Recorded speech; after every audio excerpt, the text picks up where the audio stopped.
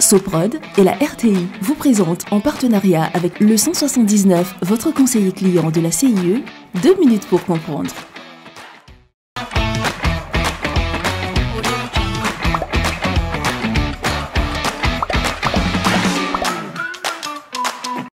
Bonjour, bienvenue dans 2 minutes pour comprendre, votre capsule quotidienne qui vous aide à comprendre comment fonctionne le monde qui nous entoure.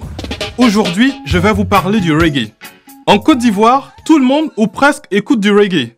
Mais d'où vient cette musique et quelles sont ses origines?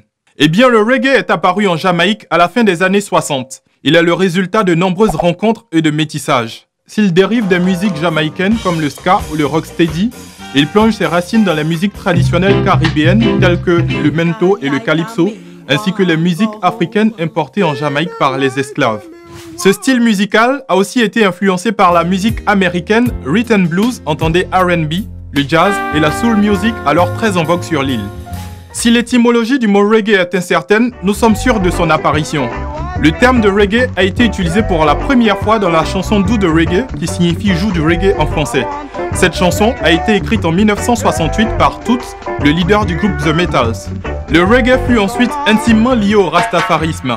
Inspiré à la fois de la Bible anglo-saxonne et de la spiritualité africaniste, il fut popularisé dans les années 70 par Bob Marley. Grâce à son succès à l'international, dans le monde entier, on a commencé à s'intéresser au reggae. En Jamaïque, ce fut l'explosion. Des centaines d'artistes ont enregistré leurs albums.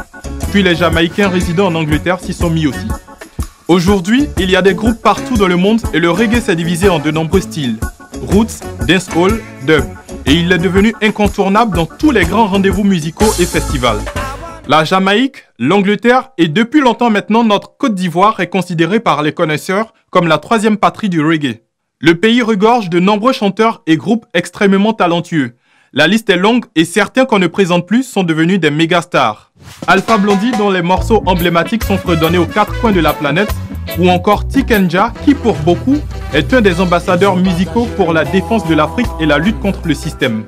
Je vous donne rendez-vous demain à la même heure pour un nouveau numéro de 2 minutes pour comprendre. Soprod et la RTI, en partenariat avec le 179, votre conseiller clientèle de la CIE, vous ont présenté 2 minutes pour comprendre.